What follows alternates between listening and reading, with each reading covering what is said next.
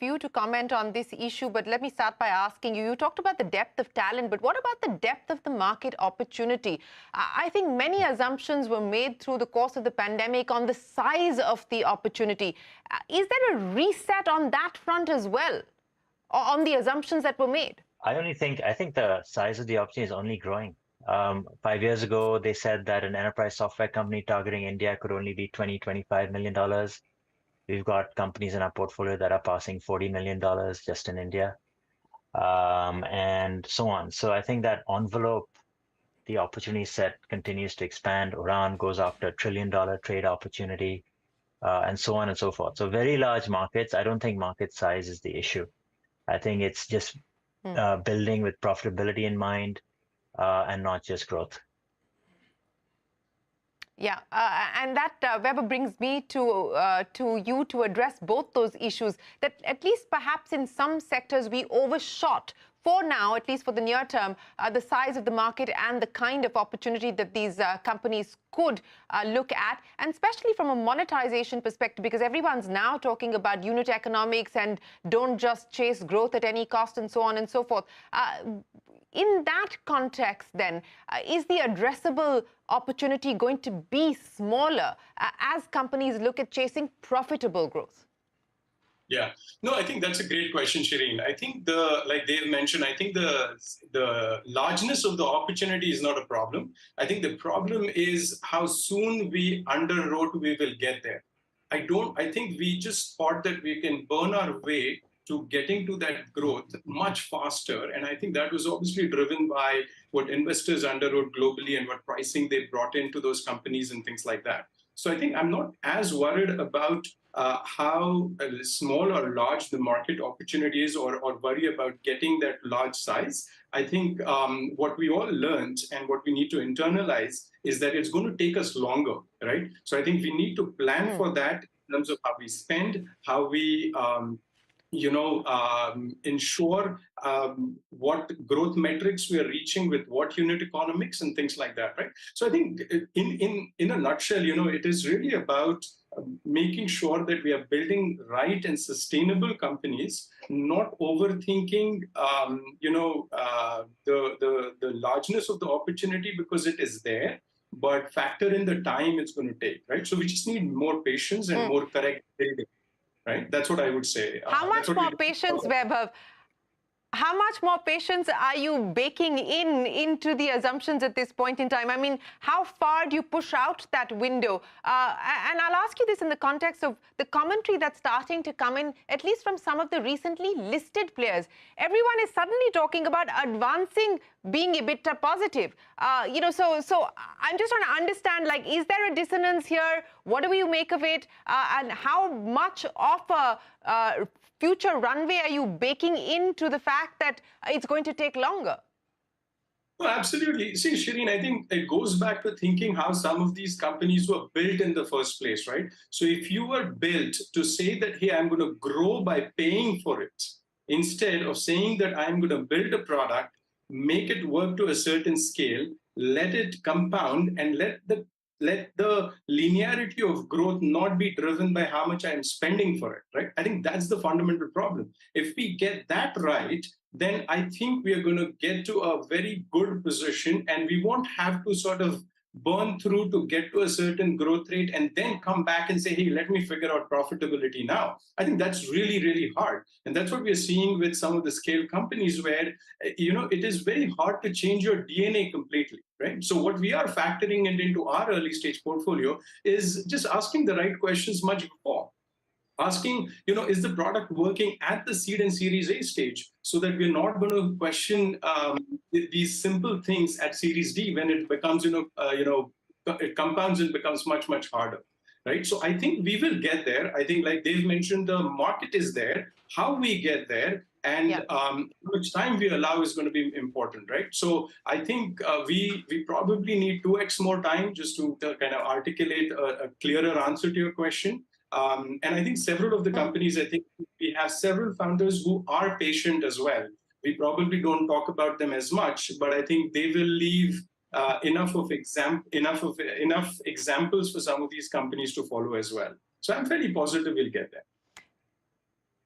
Okay. Hero, let me address that issue with you as well. Where are you going to be putting your money? What kind of timelines are you now working into return assumptions? I think Dev and Vaibhav address a lot of things very well. Profitability doesn't happen overnight. It's a mindset. A founder has to have the mindset from day one when they create a business. And they need to see that the product they are building, does the unit economics add up? Because at scale, it has to really work. If a business at some point has ambition to come public in public market, they get valued on free cash flow. They need to generate that kind of free cash flow. And to generate free cash flow, you need to have proper unit economics over longer term. So our founders and most of the founders in ecosystem we see are building out products that way now, and they are looking at it. Clearly, when you have vintages or years like 2021, when more capital chases than the opportunity available, sometimes it happens that a lot of focus goes on growth, and then team members and founders and even investors thinks that profitability can be achieved later. And sometimes there is a comeback from that, sometimes there isn't. But longer term, we think it's a very good thing that everybody is thinking about building out the businesses that should have profitable or positive unit economics that work at scale. And we think ecosystem will get there. We are very bullish on the ecosystem and all of the sectors in general. Okay, Dev and Vaibhav, let me address another issue with the two of you. And I think one of the side effects of the kind of excess capital and euphoria that we've seen has also been linked to sort of the governance lapses that we've seen across a bunch of startups. Dev, along with this reset on the financial side that Vaibhav was talking about, what kind of a reset as an investor do you expect on the governance side, both from a founder's perspective, but also from an investor's perspective, because both will need to be at the table addressing these issues? I won't call it as much a reset as, over the last 10 years, venture capital got started in India in 2006. So it's been about, 15, 16 years. As time has gone on, the level of governance has continued to increase.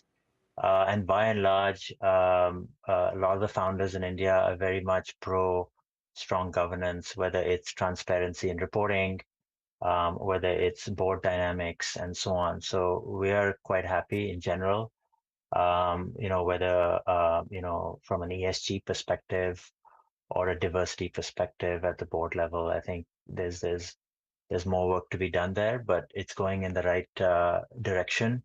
And, I don't think there's a hard reset on that front that we're talking about in 2022 or 2023. Also, I know we're talking a lot about resets and changes, and I know that makes for good headlines, but by and large, the 80 portfolio companies we have in India and Southeast Asia, those founders started several years ago. They continue to persevere and toil day in and day out, and work hard and make the hard decisions. So I really don't want us to paint their work as, in 2021 or 2020 as bad work, or this year as good work. It's all steady work. They continue to build very strong companies. I'm really proud and excited that technology and the technology sector in India is contributing to the development of India. I think that is what drives me and drives us a lot. And it's really happening. Healthcare, education, transportation, mobility, financial services. I mean, you name it. Technology has had such a big impact over the last 10 years, and it continues to do so. So there's a overall very positive picture, in my opinion. And cycles come and go, and just have to continue building. Without a doubt. I mean, we've seen this ecosystem develop over the last 20 years here on Young Turks. So without a doubt, this is for real. There's no taking away from that. And as you point out, there will be up cycles, there will be down cycles, there will be good times, there will be bad times. But that's what life and entrepreneurship is all about. But Vaibhav, I want to address the governance related lessons through 2022 and you know, what that portends for the road ahead with you. And I also want to understand from each one of you, you know, to Dev's point, I mean, for me, if I could call it that, the sleeper hit of 2022 for me was really the space tech story. And I want to understand from each one of you what your surprise hits were. Yeah, so Shireen, let me address the governance part first. You know, we've been very thankful that across our portfolio, and it's a fairly large portfolio of about 200 companies, we really haven't seen anything that has made us concerned, right? So I would agree with Dave that I think from governance perspective, we continue to see you know, very good value systems across our portfolio. And I think it's something that affects the entire ecosystem, right? So if we have good data across 200 companies in terms of good governance, good behavior, good value system, wanting to do everything right, I think that's just going to spread, and we are not so worried about that. You know, there are always situations that are not something that we all expect, but they will all get sort of addressed over a period of time. So I think governance-wise, we're good. Coming to your question about space tech and new areas, I think you know, the most exciting part is the ambition with which Indian founders are pursuing some of these segments. And you know, I spent about 16 years in SF, and I sort of grew up as an entrepreneur there. And when I see some of these founders pursuing space tech and you know, hardware companies and deep tech and sort of AI-first companies, it is just amazing. I think we are at a point where we are just going to see dramatic innovation from Indian founders, and our ecosystem is going to compound far more over the next 10 years. Having said that, from a specific sector perspective, I think I'm most excited about health, actually. There is a lot of really sharp founders who are going after and taking on healthcare, as well as agri along with it. Some really sharp IIT engineers who are essentially saying, hey, what is the largest problem I can solve for this country? And we have, you know, founders like Abhan Singh of Tiki Foods and Radhika of Cradlewise. They're just incredible founders who are intent on solving that problem at scale. So I think we are excited about health in terms of the impact founders will create in India. Well, gentlemen, thanks as always. We wish you a very happy 2023, happy investing as well. And we look forward to catching up with you in the new year. Dave, Vaibhav and Hero, we wish you all the very best. That's it then on this edition of Young Turks. Thanks very much for watching. Stay tuned. There's a lot more coming up right after this break.